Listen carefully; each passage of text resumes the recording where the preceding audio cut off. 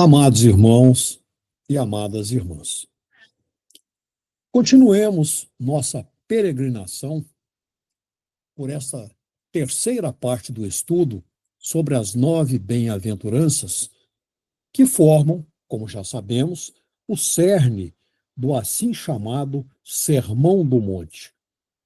Tomemos assento ao pé daquela colina perto do lago e posicionemo-nos para o privilégio indescritível de ouvir o mais poderoso e impactante pronunciamento ministrado por nosso Senhor Yeshua HaMashiach. A segunda parte de nosso estudo foi encerrada com uma indagação a propósito das afirmações categóricas contidas em 2 Coríntios 4, 13 e 4, que vou reler para fixarmos. Diz Paulo: mas, se nosso evangelho está oculto, está encoberto para os que estão perdidos, para aqueles cujas mentes o Deus deste século cegou, porque não creem, para que não brilhe sobre eles a luz do evangelho da glória do Mashiach, que é a imagem de Deus.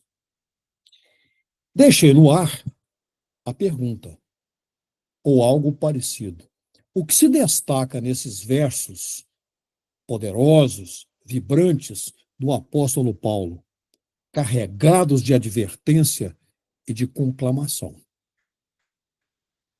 O que se destaca nessa passagem? A afirmativa de Paulo de que o diabo é o Deus dessa era. Como assim? Vocês dirão. Ele é Deus? Sim, ele é Deus. Porque na narrativa bíblica, a palavra Deus expressa a qualificação de pessoas ou seres que detêm poder e autoridade. Isso inclui profetas, juízes, reis e anjos. E sabemos muito bem de onde o diabo veio. Nessa passagem que estamos analisando, Satanás é citado como Deus. Mas vamos entender a situação corretamente. No propósito soberano de Deus, do Altíssimo Deus, o Criador solitário de todas as coisas, Satanás tem permissão de exercer uma grande extensão de autoridade e poder durante todo o desenrolar desta era. Vamos ler uma outra passagem. Efésios 2, versos 1 e 2.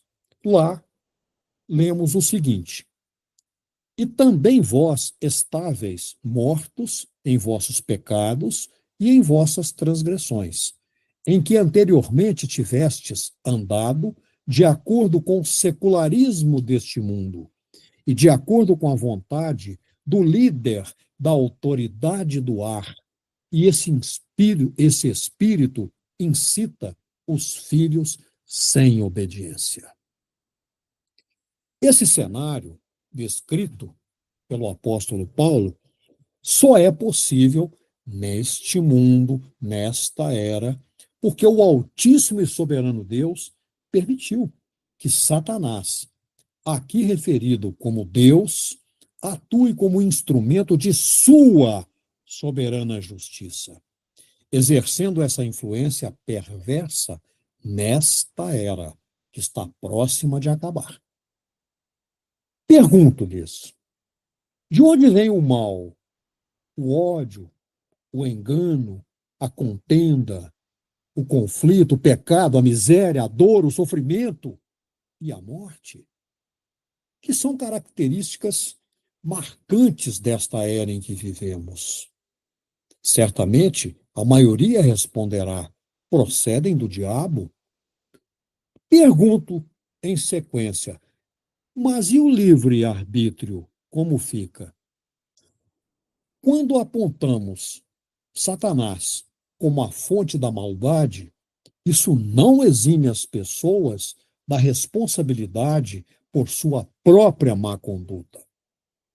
A humanidade permanece como agente moral livre e responderá por seus atos, tanto diante do juízo de Deus, como também ocorre perante a própria justiça humana, eventualmente. No ensinamento de Paulo, depreendemos que o mal é mais do que humano, pois origina-se em uma personalidade sobre-humana, mas sob a soberana permissão e conforme os desígnios do Altíssimo Deus. Constatamos nas palavras do apóstolo que existe sim a manifestação da influência satânica, isso é inegável. Porém, é preciso entender que essa atuação diabólica não se encontra no fato de o Deus dessa era ter arrastado pessoas boas para a sarjeta do pecado, da imoralidade e da corrupção.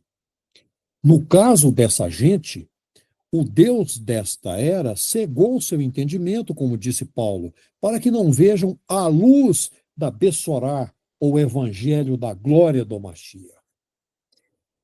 Essa é a raiz dos males, cegueira, escuridão, descrença, que geram impiedade e injustiça. Sugiro que confiram em Romanos 1,18. Em última análise, todas as formas de perversidade brotam da raiz de impiedade.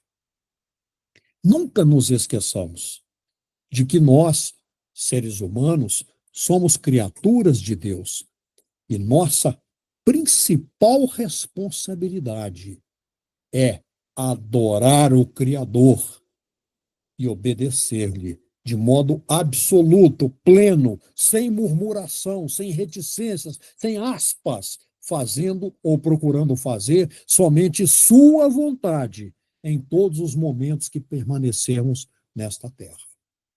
A raiz do pecado encontra-se na recusa das pessoas em reconhecer sua dependência grata pelas benignidades e bondades de Deus. Leiam Romanos 1:21, por favor. E essas benignidades e bondades são agora conferidas por intermédio de quem?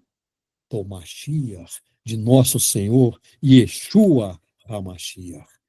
Portanto, a obscuridade é a afirmação de independência da criatura, como se isso fosse possível em relação a Deus. E essa atitude afasta ou encobre a dependência que deveria ser manifestada.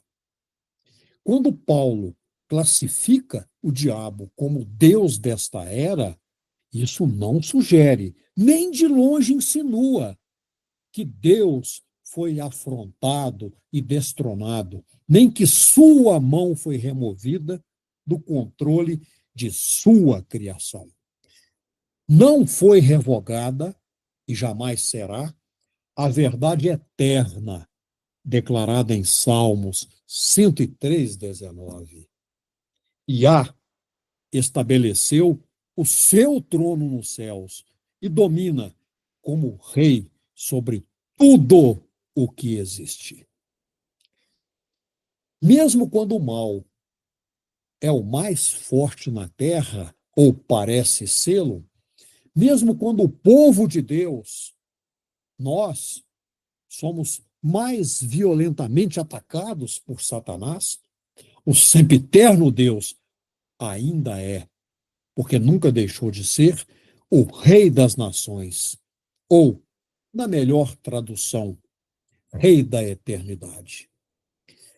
Sabemos que está na providência do governo soberano de Deus que o atual estado de coisas tenha um final, que ele passe.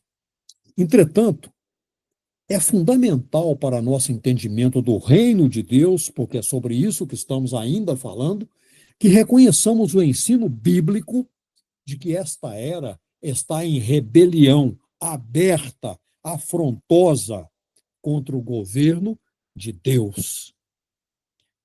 A propósito, vamos fazer um parêntese aqui, antes que alguém fique inquieto ou inquieta. Afinal de contas, como se deve dizer reino de Deus ou reino dos céus? Vamos por etapas. Primeiro, observemos que essas duas expressões, o reino de Deus, o reino dos céus, e também uma terceira, a vida eterna, são equivalentes e, obviamente, intercambiáveis. É importante notar que Marcos, Lucas e João quase sempre se referem ao reino de Deus. Apenas Mateus menciona reino dos céus. Porém, o próprio Mateus refere-se ao reino de Deus nas passagens 12, 28, 19, 24, 21, 31, 21, 43.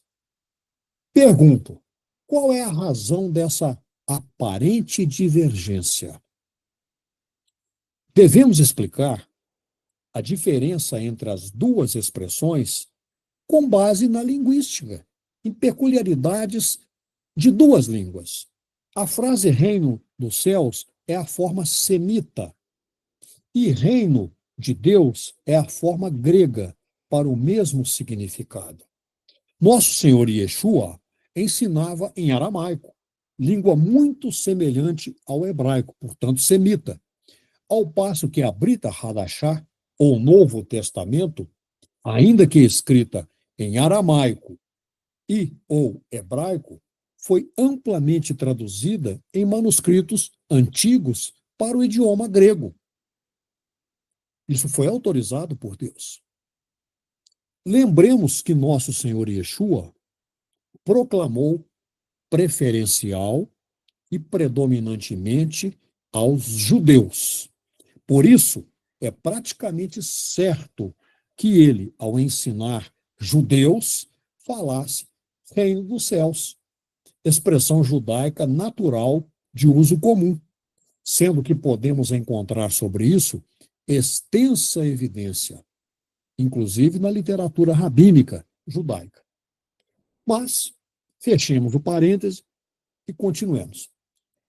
As pessoas como nós, seguidoras inarredáveis de nosso Senhor Yeshua HaMashiach, vivenciaremos nesta era grandes bênçãos, que, entretanto, serão acompanhadas de perseguição, injustiça, opressão e angústias.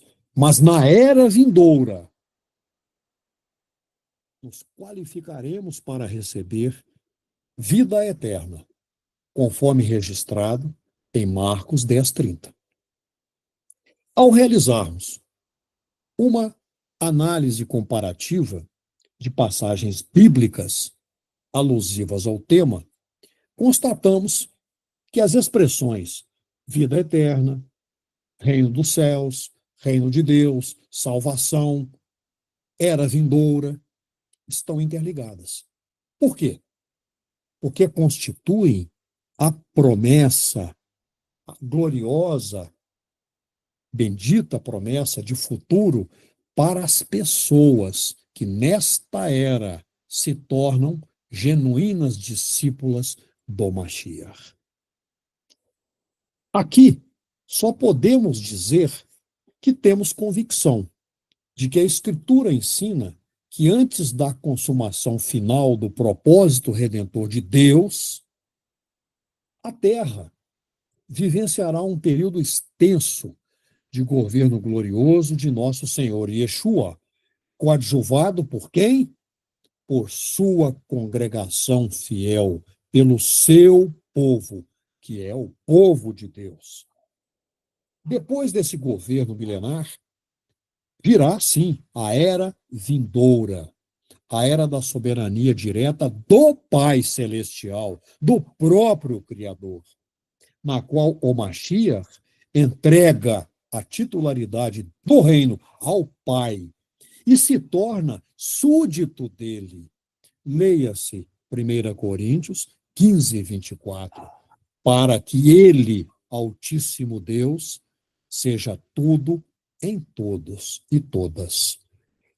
O milênio será o período da manifestação da glória do Mashiach. E se pensarmos na era vindoura como além da história, podemos afirmar que o milênio irá testemunhar o triunfo do reino dos céus e a configuração da história eterna, que é a história verdadeira.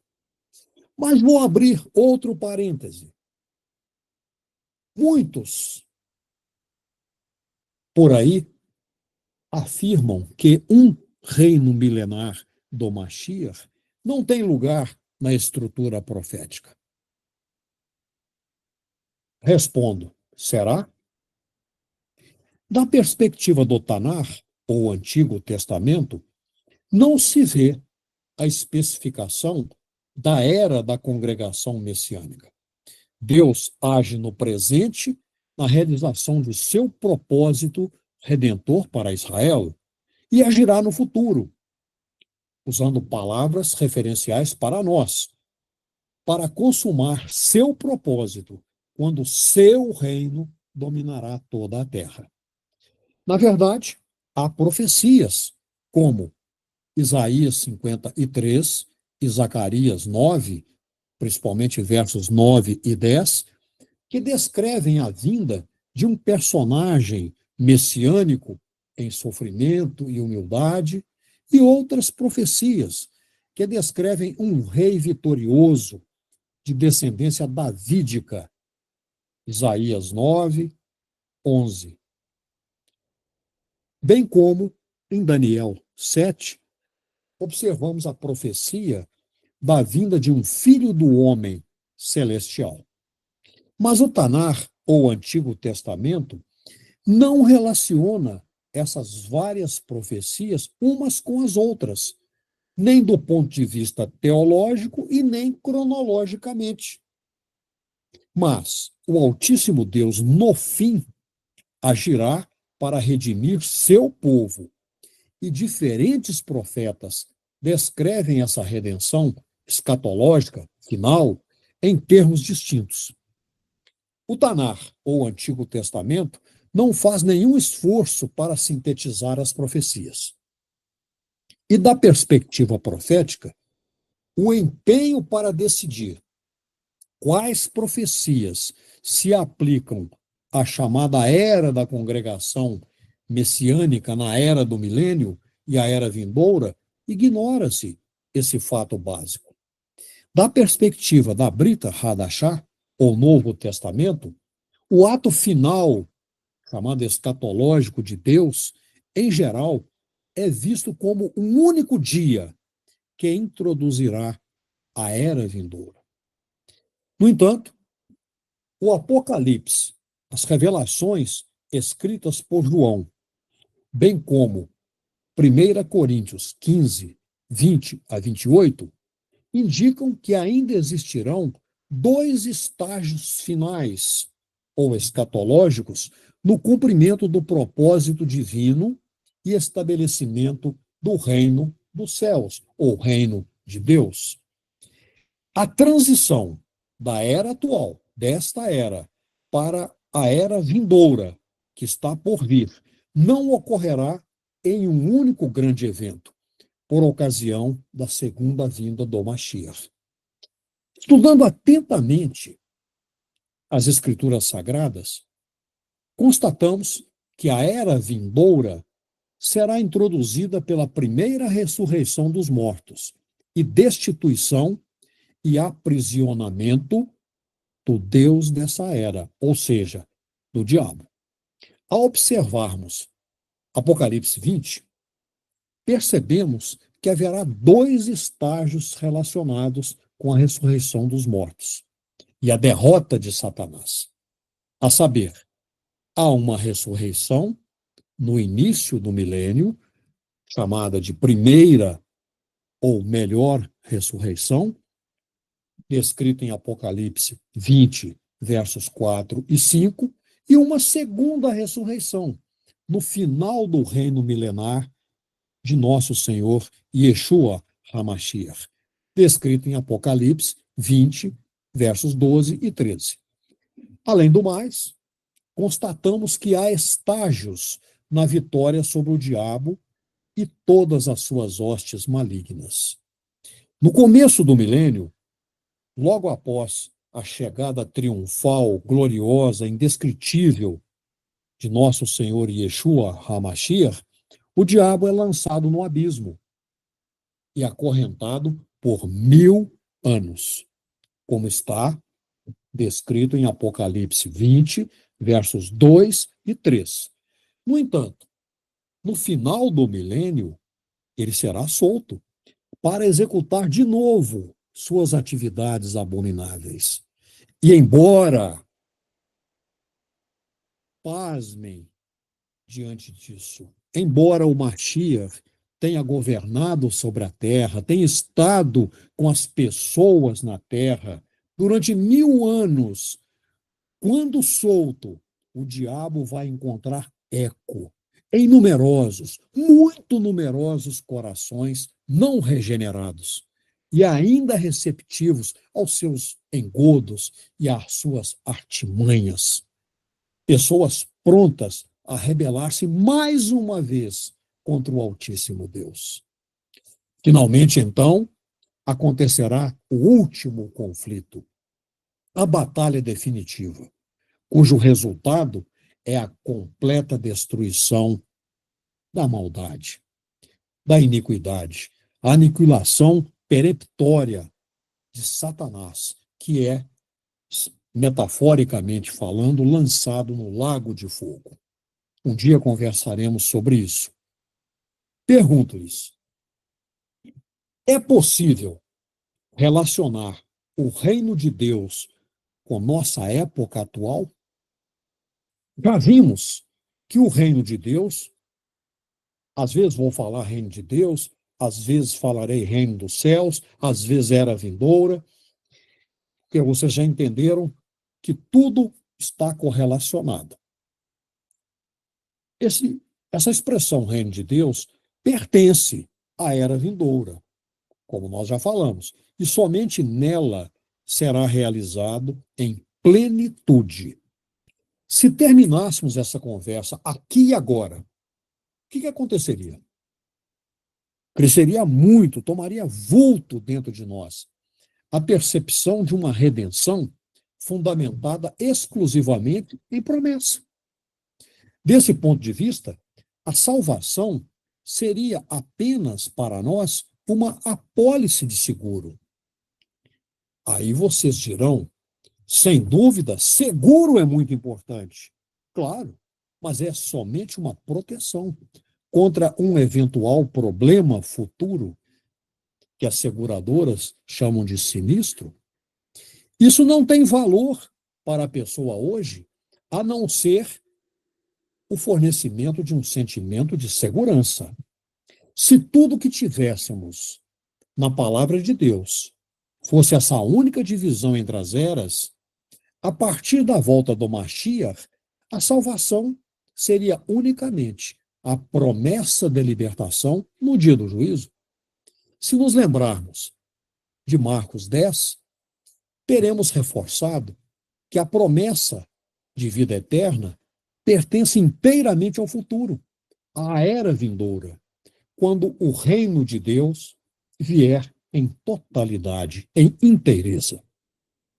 Se esse fosse o programa completo da redenção, teremos apenas, repito, uma doutrina de promessa, não uma Bessorá ou evangelho do reino, mas uma Bessorá ou evangelho de esperança, o que é muito.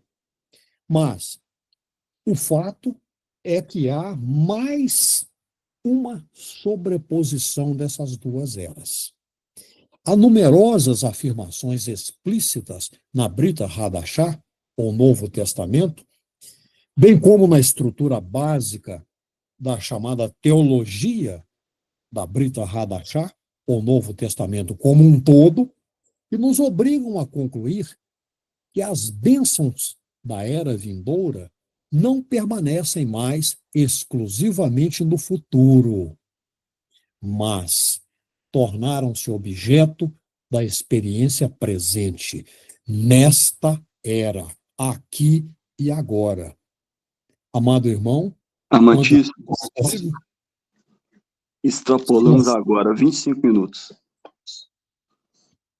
Maravilha, maravilha. Louvado seja o Altíssimo Deus. Estamos a alguns segundos do final.